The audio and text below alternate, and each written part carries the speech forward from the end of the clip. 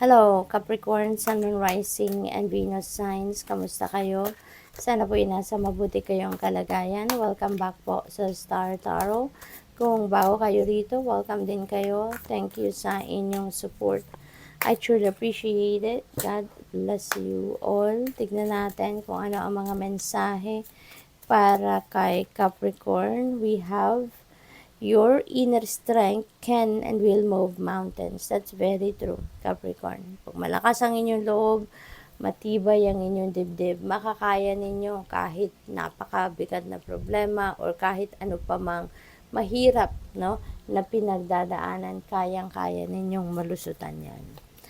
Be patient, all is well, okay? Maging pasensyoso, practice patience kasi maaring ang iba sa inyo nagra-rush, no? Maybe hindi na kayo makapag-antay, maybe na buburyo kayo, maaaring ganon. But be patient kasi ano man ang hinihintay ninyo, if it's in divine timing na mag-unfold din yan. No? Kaya huwag kayong mag-alala, no? All is well.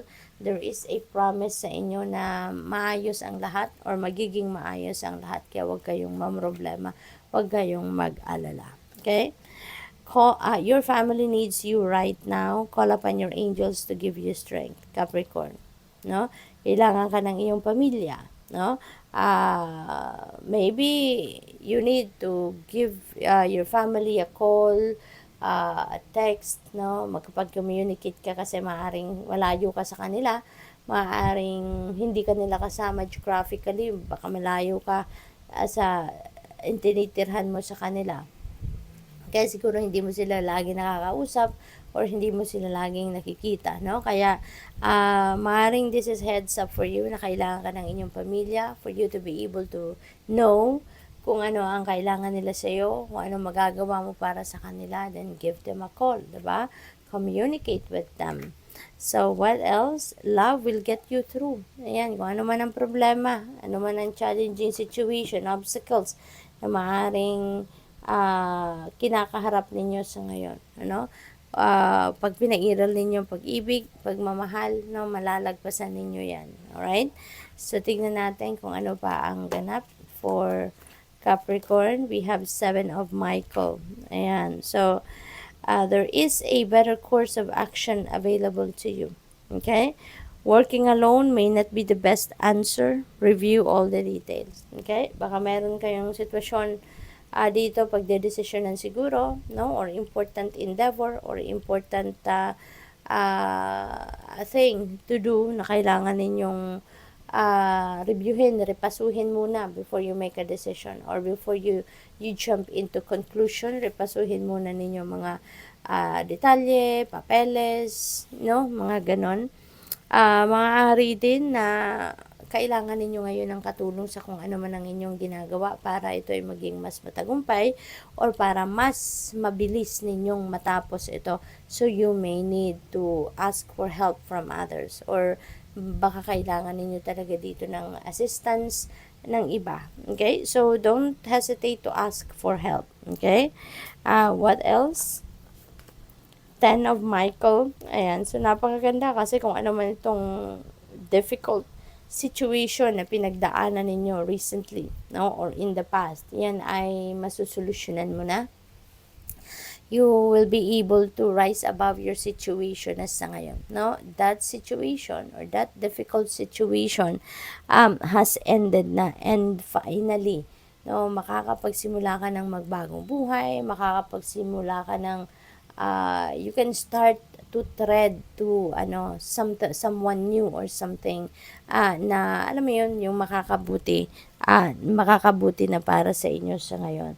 There are a lot of opportunities, no, for happiness ngayon na paparating sa inyo. Ngayong na-let go mo na kung anong mahirap, difficult situation sa buhay ninyo ngayon, marami ng oportunidad na dadating sa iyo para kayo ay maging masaya. Okay?